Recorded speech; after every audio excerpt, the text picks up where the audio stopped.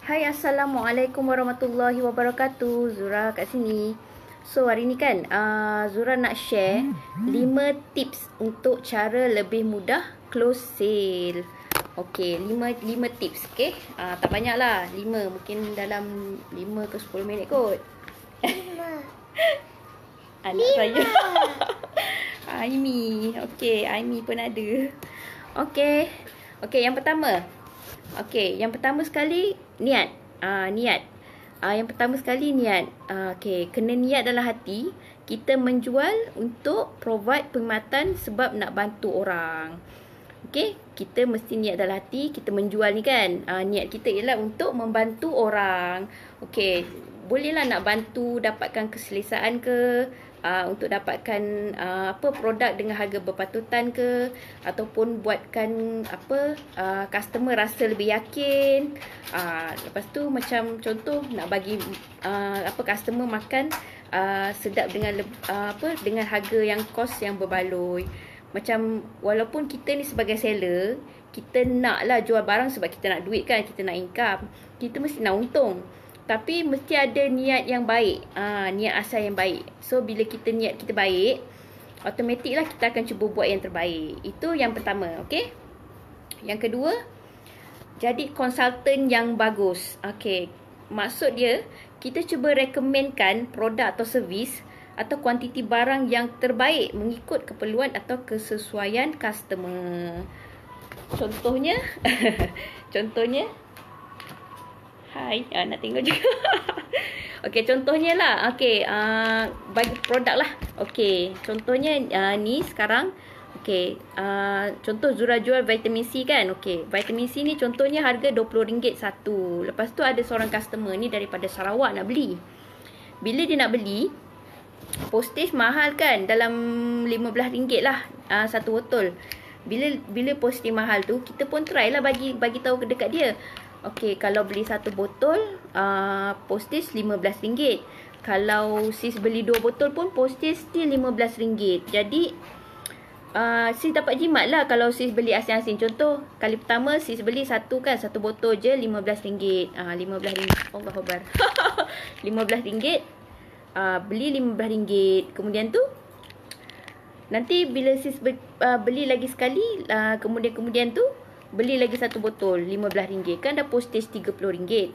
Tapi kalau sis beli sekali harung, satu parcel, satu kali beli je kan, terus beli dua botol, maksud dia dah jimat postage. So tak payahlah kena sampai RM30, kena RM15 sahaja.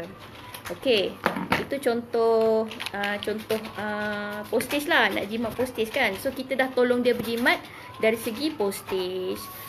Contoh kedua, contoh Maya lah, dia nak beli set bahan takoyaki kan. Kita tanyalah dia family dia ada berapa orang. Dia kata mungkin 3 orang, 4 orang je macam tu. So kita akan suggest lah pack yang paling kecil. Contohlah pack paling kecil, ataupun pack kedua kecil, macam ni. Kita tak adalah suggest dia pack yang besar. Sesuai untuk bilangan ahli keluarga dia. Kalau ahli keluarga dia sikit je, kita pun recommendkan lah produk yang sesuai, saiz yang sesuai. Yang nombor 3 ialah kita kena peramah dan sopan lah. Gunakan bahasa yang sesuai dengan customer. Maksud dia kita follow, ikut lenggok bahasa customer. Kalau macam customer tu dia suka formal kan, formal lah, kita pun gunalah bahasa formal kan. Takkanlah macam dia guna formal, kita pun macam kurang formal kan, macam tak kena lah kan. Macam orang cakap macam ayam dengan itik lah, macam tu kan. Kita nak macam tu lah. Kalau customer tu jenis santai, kita pun layanlah, gunalah bahasa santai. Supaya apa? Sebab kita nak customer tu rasa selesa dengan kita. Lepas tu kita guna panggilan yang disukai pelanggan dan family dia lah. Macam ada orang dia suka kita panggil nama penuh.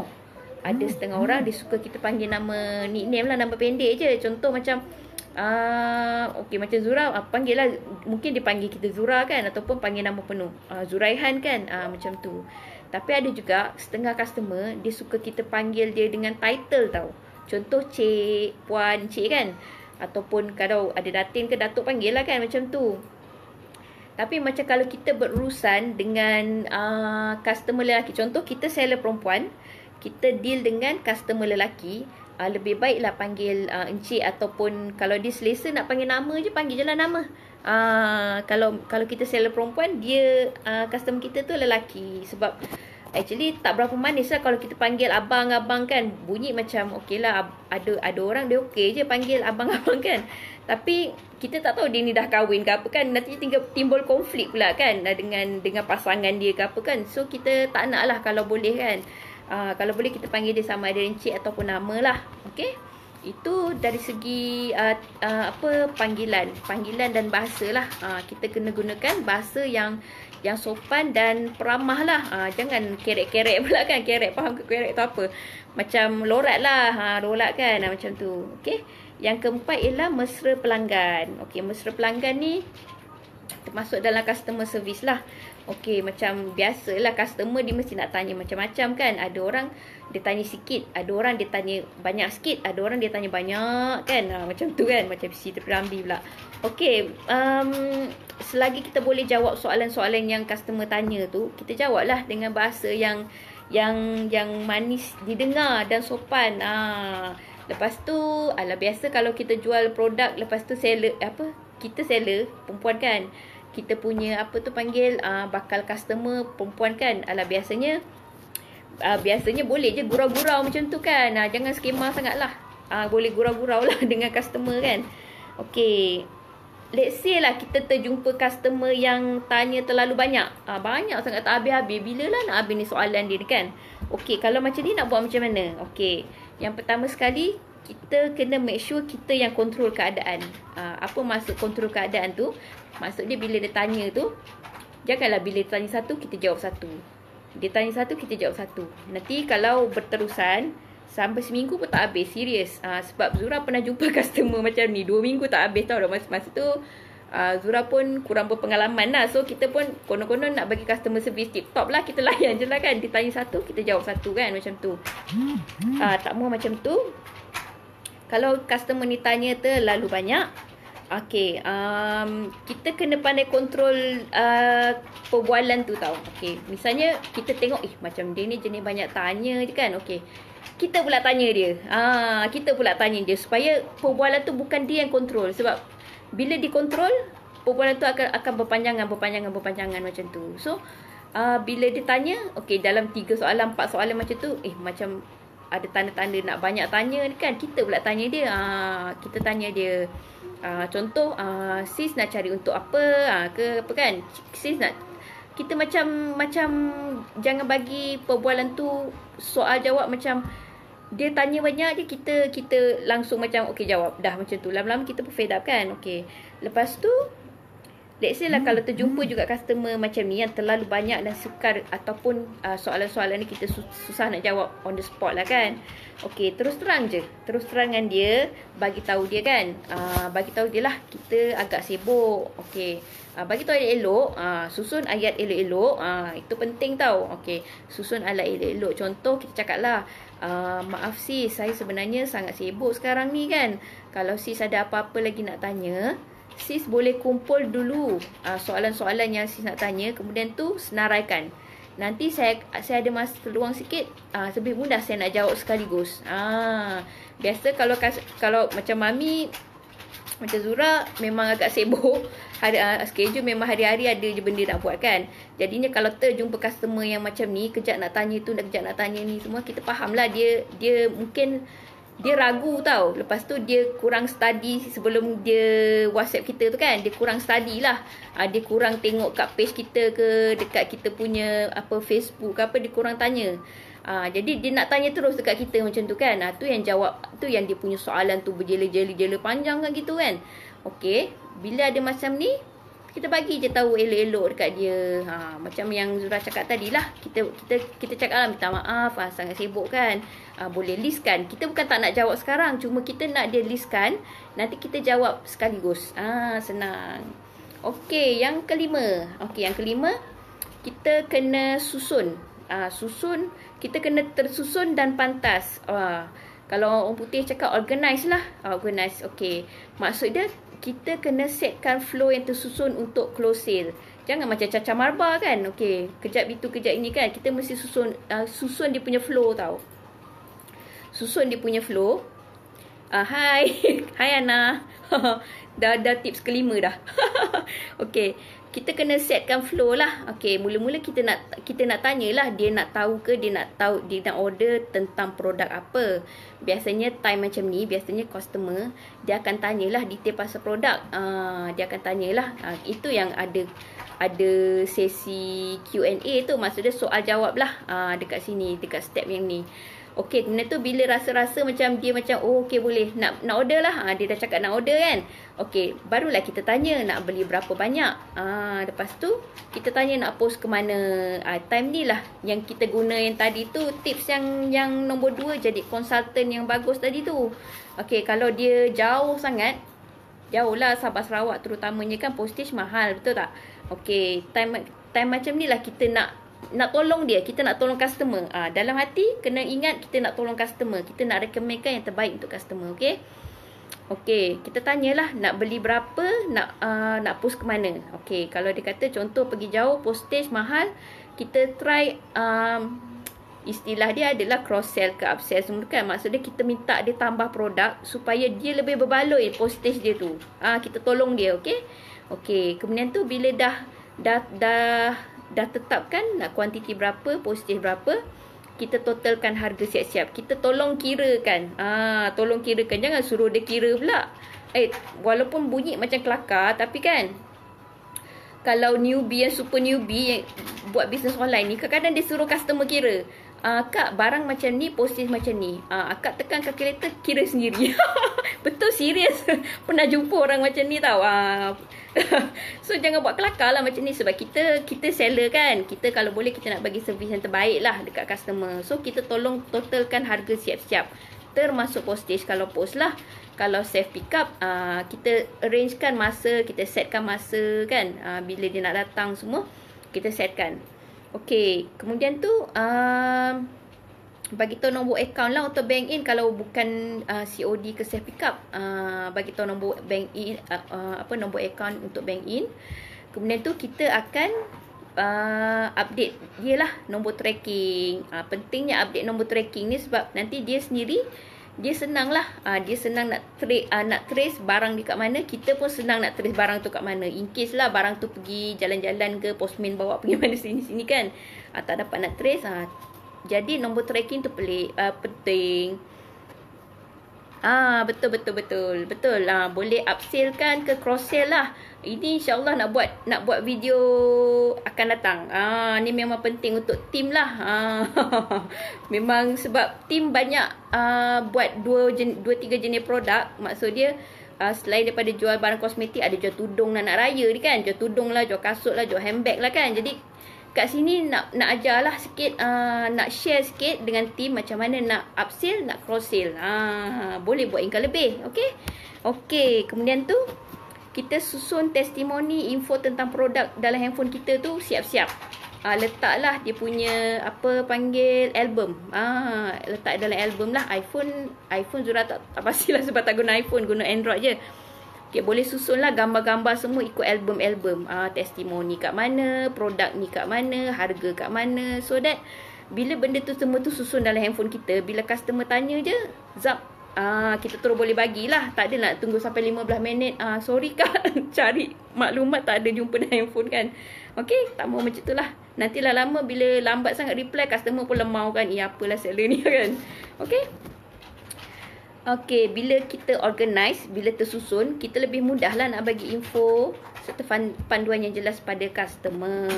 Okay, dia punya key point kat sini ialah kita pantas, tapi jangan gopoh untuk close sale.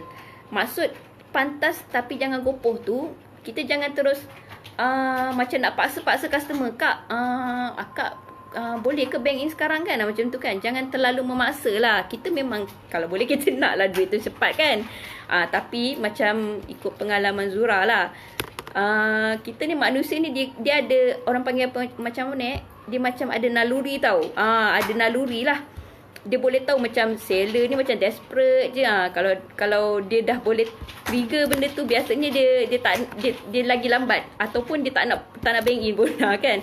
So kita relax je masa kita try nak closing ni, kita relax je. Okey, pantas tapi jangan gopoh. Ya, betul. Kalau slow, customer memang boleh lemau. Elok-elok nak bank in, lepas tu terus tak jadi bank in kan. Kata apalah seller ni lambat sangat. Okey. Okey, ada 5 tadi. Zura rumuskan sikit. Okay, yang pertama sekali, niat. Kalau kita ni, walaupun kita nak berniaga, kita nak untung, kita kan ada niat yang baik untuk tolong orang lah. Lagi banyak kita bantu orang, lagi orang cakap lagi majulah kita punya bisnes, sebab orang lebih suka lah. Kita kalau boleh kita nak bisnes ni berterusan. Kita tak nak orang beli sekali dengan kita, tak puas hati kan. Lepas tu orang dah tak nak beli dengan kita, kita tak nak macam tu. Okey. Yang keduanya, jadi konsultan yang bagus. Maksudnya, kita cuba letakkan diri kita ni sebagai customer. Kita letakkan diri kita sebagai customer. Kita nak tolong dia. Nak jimat. Mana-mana yang boleh jimat, kita boleh jimatkan lah. Dan kita nak recommendkan benda yang paling terbaik yang kita ada dan sesuai dengan dia. Okey?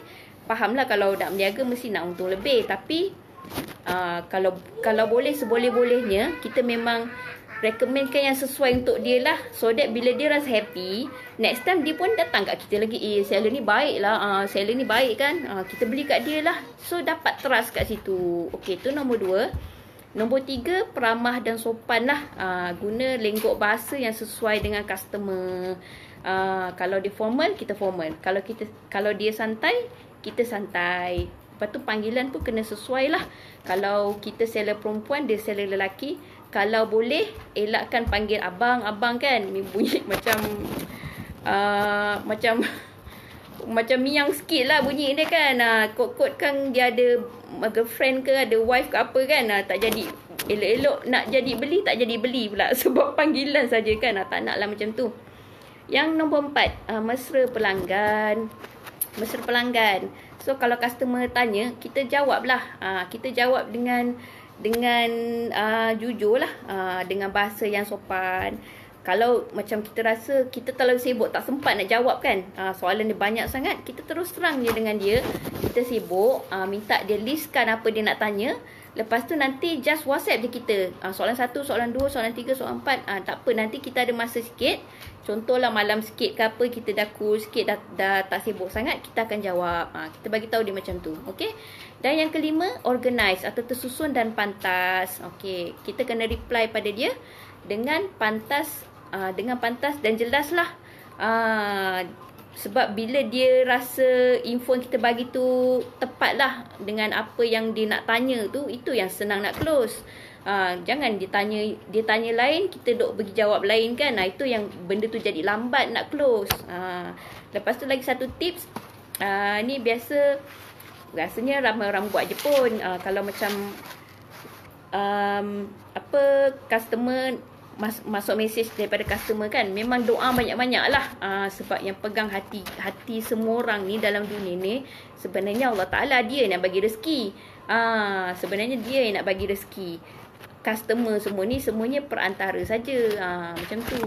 So doa banyak-banyak, selawat banyak-banyak. Macam kalau dekat tim Zura memang tekankan sangat selawat banyak-banyak, selawat banyak-banyak. Actually ada kisahnya lah kenapa Zura minta selawat banyak-banyak. Sebab actually kisah benar sendirilah Zura. Dengan asbab berselawat ni sebenarnya banyak sangat kisah tentang diri Zura sendirilah. Zura diberi pertolongan banyak lah asbab dari banyak berselawat. So dekat tim Zura sendiri memang Zura tekankan, Hai Kak Ramlah. Dah nak habis dah. Okey, itulah 5 tips atau cara untuk lebih mudah close sale. Itulah nak share ini. Hari ni pun hari kedua puasa kan. Okey ke? Dengar ke clear tak? Dengar tak? Ni tukar bilik lah ni, tengok anak ni. Dia pun sibuk. Hai. Nak cakap ke? Nak cakap? Malu? Hai. Nampak? Okey lah. Itu je 5 tips. Okey. Harap tim Zura, sebab biasa lepas FB Live ni Zura akan akan pass pada team lah. Lepas tu akan update kat YouTube lah, akan update dekat group lah, apa semua kan. Harap dapat beri manfaat kah. Terima kasih kerana menonton. Assalamualaikum. Bye.